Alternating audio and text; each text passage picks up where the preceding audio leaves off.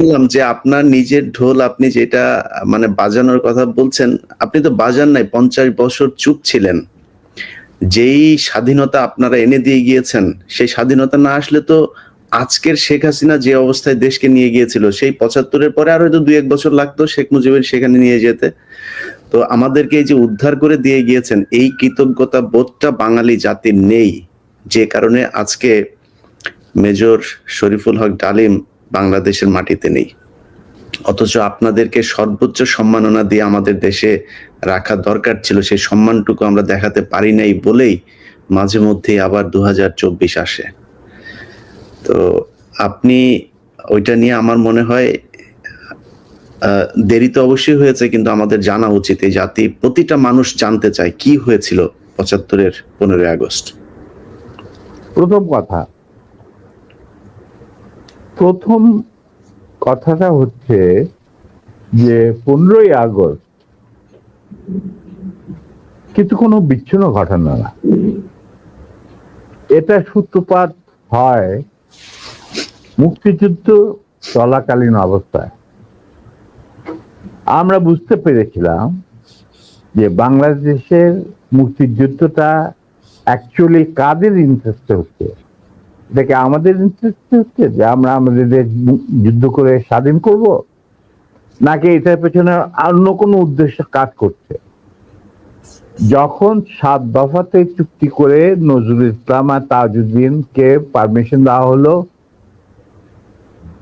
To establish provisional government in Calcutta, এই 7টা clause পড়ে sign করার পর, দস্তখত করার পরে নজরুল ইসলাম সাহেব ফিট হয়ে পড়ে গিয়েছিলেন যে এটা তো একদম একটা দাস খর, যে আমরা ক্রমান্বয়ে ভারতের একটা করদ রাজ্য, তারপরে একটা অঙ্গরাজ্য হিসেবে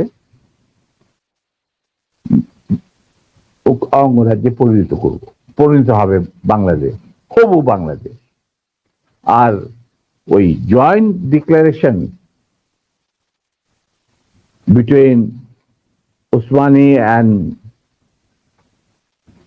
general Manekshaw joint command establish করার পর কথা ছিল যে general Usmani on behalf of Bangladesh government will invite General Manekshaw to come and be present as an auxiliary force commander, সহায়ক শক্তির commanding chief হিসাবে in the Sunday ceremony, but the instrument will be signed by the Mukti Fauj commander-in-chief, who was General Usmani, Colonel Usmani. কিন্তু সেটা হতে দেওয়া হলো না। 16ই ডিসেম্বরে যে সারেন্ডার সেরেমনিতে হলো রেস্ট করতে, সেখানে পরিষ্কার বাংলাদেশের জনগণ দেখতে পেল যে পাকিস্তান আর্মি সারেন্ডার করছে ভারতীয় সেনাবাহিনীর কাছে, এবং সেখানে সাইন করছেন আরোরা ভারতীয় বাহিনীর পক্ষে, আর ওদিকে নিয়াজি পাকিস্তানি আর্মির পক্ষে। সেখানে মুক্তিযোদ্ধারা কোথায়? আমরা পরে থাকলাম ঝাড়ুদার হিসাবে ইন্ডিয়ান আর্মির রাস্তা পরিষ্কার করে দেওয়ার কাজে, বনে বাজারে। আমাদের কি কোনো শহরগঞ্জে ঢোকার পারমিশন দিল না মুজিব সরকার, মানে তাজউদ্দিনের সরকার, আওয়ামী লীগ সরকার। সেই অবস্থায় কি প্রমাণিত, এটা এই ঘটনায় কি প্রমাণিত হলো? ইন্ডিয়া প্রমাণ করলো সারা বিশ্বে যে বাংলাদেশ জনগণ নিজেরা যুদ্ধ করে দেশ স্বাধীন করেনি। বাংলাদেশ নামক একটি রাষ্ট্র প্রিমেচুরলি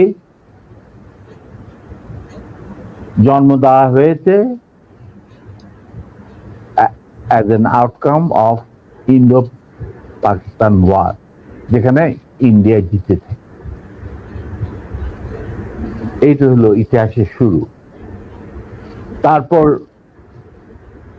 মুজিবকে যখন ছাড়া হলো, সে তো কিছুই জানতো না যে দেশ স্বাধীন হয়েছে, কোনো মুক্তি ফৌজ বলে কিছু ছিল, হাজার হাজার লোক দেশচ্যুত হয়েছে, প্রাণ হারিয়েছে, কি জানতো। সে তাকে যখন ছেড়ে দেওয়া হলো, তখন ইন্দিরা গান্ধী তাকে পাকিস্তানে ফোন করে বলল যে, ফোন করলো মুজিব, ফোন করে বলল যে আমি দেশে ফিরে যাচ্ছি। তখন ইন্দিরা গান্ধী যাওয়ার আগে আপনার সাথে দেখা করে আমি আপনাকে কৃতজ্ঞতা জানতে চাই। তো তখন ইন্দিরা গান্ধী বলল, কৃতজ্ঞতা তো জানাবেন, আপনি ফোন না করলে আমি আপনাকে ফোন করতাম, আপনাকে ঢাকায় সরাসরি আপনি যাবেন না, আপনি নয়াদিল্লি হয়ে যেতাম। মুজিব সেটাই করলেন, তিনি চলে গেলেন নয়াদিল্লি, লন্ডন হয়ে। সেখানে কি হলো, যে 7 দফা চুক্তিতে সাইন করার পর প্রবাসী সরকার গঠন করেছিল তাজউদ্দিন আর নজরুল ইসলাম, সেই আওয়ামী লীগ বাংলাদেশে ক্ষমতা গ্রহণ করলো সারেন্ডারের পর। ওই 7 দফা ভিত্তিতে, এবং সেই 7 দফাতে মুজিব স্বাক্ষর দেওয়ার পর ফিরে গিয়ে তিনি ক্ষমতা নিজে হাতে নিয়ে নিলেন। তাজউদ্দিনকে বললো, তাজউদ্দিন তুমি প্রাইম মিনিস্টার থাকবা না, আমি হব প্রাইম মিনিস্টার। তারপর কি হলো, কোনো নির্বাচন নাই, কিছু নাই। ওই 70-এর নির্বাচনের সুবাদে তারা ইন্ডিয়ার 4 স্তম্ভ ডুপ্লিকেট বাংলাদেশে ইম্পোর্ট করে তার উপরে একটা সংগঠন বানানো, হুবহু এক। শুধু তাই না, রবীন্দ্রনাথ ঠাকুর, যাকে নিয়ে আমরা নাচানাচি করি এবং অনেকের মানে ভাসে যায়, আপ্লুত হয়ে যায় আবেগে, এই রবীন্দ্রনাথ ঠাকুর একজন ইন্ডিয়ান নাগরিক এবং ইন্ডিয়ার জাতীয় সঙ্গীতের রচয়িতা। আমাদের দেশে তার চেয়েও প্রতিভাবান কবি কাজী নজরুল থাকা সত্ত্বেও আমরা সেই ভারতীয় নাগরিকের একটা গানকে আমাদের জাতির উপরে চাপে দেওয়া হলো জাতীয় সঙ্গীত। পৃথিবীর ইতিহাসে এমন কোন নজির আর দ্বিতীয়টা আছে বলে আমি মনে করি না। কেন কোন বাংলাদেশে যদি নজরুল ইসলামকে আমরা জাতীয় কবি আখ্যা দিয়ে থাকি, তাহলে নজরুল ইসলামের গান কেন হলো না, বা অন্য কারো গান হতে পারতো জাতীয় সঙ্গীত? ভালো ভালো কবি সাহিত্যিক ছিলেন আমাদের দেশে, কিন্তু পৃথিবীর ইতিহাসে কোথাও নাই যে বিদেশি এক নাগরিকে যে নাকি তার দেশের জাতীয় সঙ্গীত রচনা করেছে এবং আমাদের শুদ্ধ স্বাধীন বাংলাদেশে এসেও আমাদের জাতীয় সঙ্গীত রচনা করতে হবে। কি ধরনের কথা? That means you have nothing in your hand. তারপর মুজিবকে দিয়ে রক্ষী বাহিনী সৃষ্টি করলো ইন্ডিয়া। তারা বাংলাদেশের সামরিক বাহিনীকে দুর্বল করে একটা নামে মাত্র সামরিক বাহিনী, হাতে লণ্ঠন, করে ঠনঠন, এই ধরনের একটা সেনাবাহিনী রাখবে। আর কারণ একটা সেনাবাহিনী তো রাখতেই হবে, কারণ যে কোনো জাতির মেরুদণ্ড হচ্ছে সেনাবাহিনী। ওই হাতে লণ্ঠন, করে ঠনঠন, আর আসলে তার চেয়ে অনেক শক্তিশালী একটা বাহিনী গঠন করলো ইন্ডিয়া। স্যার, ওই যে 7 দফাটা আমরা তো ইতিহাস পড়ে, আমরা তো আসলে সাক্ষী না, আমরা পড়ে মানুষকে জানানোর চেষ্টা করেছি। আপনার স্মরণ আছে 7 দফাটার কথা, কি কি ছিল ওই দফায়? যদি কয়েকটা গুরুত্বপূর্ণ জায়গা যদি মনে রাখেন। দেখো ভাই, আমি তো অ্যাকচুয়ালি 7 দফা একদম টোটো এগুলো আমার বইতে লেখা আছে। যারা এটা কেন জিজ্ঞেস করলাম স্যার, কারণ হচ্ছে মানে আপনি করতে পারবেন না স্যার, সেনাবাহিনী তো 7 দফা মানলে করতে পারবেন না স্যার। আমার পক্ষে হয়তো এখন রিকালেক্ট করা অফেন হুম, ডিফিকাল্ট, কারণ Yes. আমার মাথায় অনেক কিছু খেলা করে। জি স্যার। দু একটা জিনিস বলছি, যেমন ধরো মুজিব এবং তার সরকারকে প্রোটেকশন দেওয়ার জন্য ইন্ডিয়ান আর্মি অবস্থান করবে বাংলাদেশ। Right. সশরীরে বাংলাদেশের কোনো শক্তিশালী সামরিক বাহিনী গঠিত হবে না। বাংলাদেশের কোনো স্বাধীন বৈদেশিক থাকবে না। নীতি থাকবে না। বাংলাদেশের শাসন ব্যবস্থা, আমলাতন্ত্র, শিক্ষা ব্যবস্থা, স্বাস্থ্য ব্যবস্থা, শিল্প ব্যবস্থা, কৃষি ব্যবস্থা সবকিছুই চলবে ভারতীয় বিশেষজ্ঞদের ইচ্ছা মতো। তারা মুজিব বিরোধী কোনো মানুষকে বাঁচিয়ে রাখা হবে না। তার জন্য যত লোক মারা দরকার মারা হবে, যত লোককে লুলা ল্যাংড়া করা হবে, চক্ষু তুলে নেওয়া হবে, মেয়েদের ইজ্জত লুণ্ঠন করা হবে, কোনো সমস্যা নাই।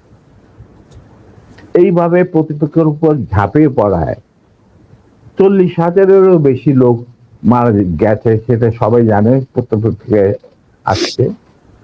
তারপর তোমার আমরা একটা করদ রাজ্যে পরিণত হয়ে গেলাম।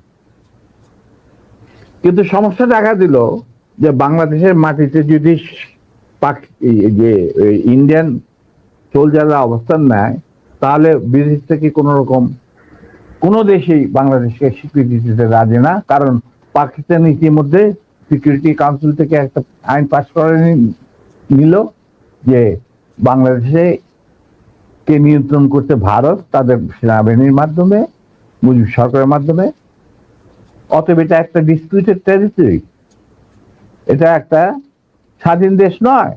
তাই আপনারা স্বাধীন কিভাবে রিকগনাইজ করবেন মুজিবের সরকারকে? এরপর এই অবস্থায় ইন্দিরা গান্ধী পড়ল মুক্তিপথে, তো আজ মুজিব সরকার। তখন ইন্ডিয়ান সরকার ডিসাইড করলো যে ঠিক আছে, আমাদের সোলজার আমরা ফেরত নিয়ে আসবো, তার পরিবর্তে আমরা জাতীয় রক্ষী বাহিনী বানিয়ে, তাই করা হলো। তো যে কাজটা ইন্ডিয়ান আর্মি করছিল সেটা পরে জাতীয় রক্ষী বাহিনী করলো। আর কি ধরনের অত্যাচার, অবিচার, কি ধরনের মানে হত্যাযজ্ঞ, গুম খুন এবং অনাচার অবিচার মুজিব সরকার করছিল, সেটা খতিয়ান তুমি আমার কি ভালো জানতে। অনেকে এই বিষয়ে লিখেছেন, সাহসী যারা তারা লিখে গেছেন, আমিও কিছুটা লিখেছি। সেখানেই শেষ হলো না। তারপর দেখা গেল যে সেই সুতিগার থেকে মুজিব কায়েম করলেন একদলীয় এক ন্যায়তত্ত্ব স্বৈরাচার শাসন বাকশাল, এবং নিজেকে তিনি আজীবন রাষ্ট্রপতি হিসেবে ঘোষণা দেবেন সিদ্ধান্ত না হলো। এই বাকশালের মেম্বার সবাই,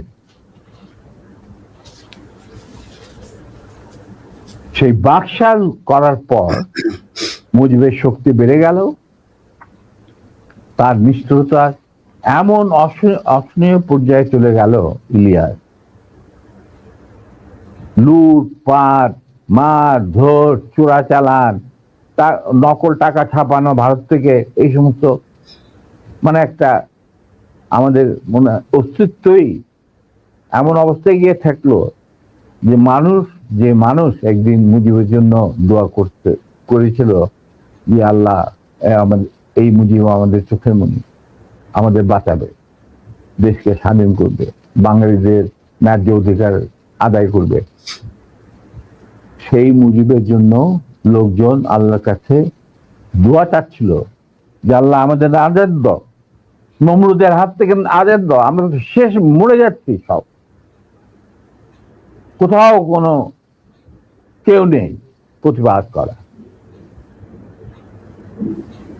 এটা তো আমরা যারা সেনাবাহিনীতে তখন ছিলাম, যারা দেশপ্রেমী যোদ্ধা, তারা ঠিক মেনে নিতে পারেনি। যেভাবে তারা মেনে নিতে পারেনি পাকিস্তানের জান্তাদের অবিচার এবং দুরাচার। এরই পরিপ্রেক্ষিতে তাদের নেতৃত্বে সংগঠিত হয় একটা সেনা বিপ্লব। অনেকে বলে মুজিবকে মারা হলো কেন? মুজিব তো মারা যায় নাই, মুজিব নিহত হয়েছে একটা সেনা অভ্যুত্থানে ঘটাকালে। সেনা অভ্যুত্থান তো আর খালে যাতে মার্বেল খেলে না, ওখানে দুই পক্ষ থেকেই গোলাগুলি হয় এবং হতাহত হয় দুই পক্ষে। যেমন মুজিবের পক্ষের কিছু লোক মারা গেল, সেভাবে বিপ্লবীদের, সেনা অভ্যুত্থানকারী বিপ্লবীদের তরফ থেকে কিছু লোক প্রাণ হারায়। এটাই বাস্তবতা। কিন্তু তারা বিজয়ী হয়ে গেল, বিপ্লবীরা বিজয়ী হলো, তারা ক্ষমতা তাদের নিজে হাতে নিয়ে নিল। স্বতঃস্ফূর্ত ভাবে ইলিয়াস, ঘোষণাটা অবশ্য আমি দিয়েছিলাম, স্বতঃস্ফূর্ত ভাবে মুজিবের সেই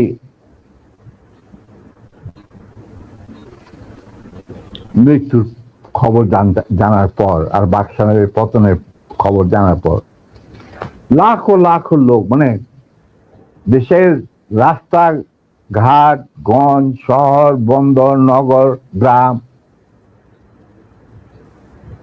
সবাই আনন্দ মিছিল বের করলো। আমরা তো এই সমস্ত লোকজনকে ডেকে নিয়ে আসিনি, স্বতঃস্ফূর্ত ভাবে লোকজন।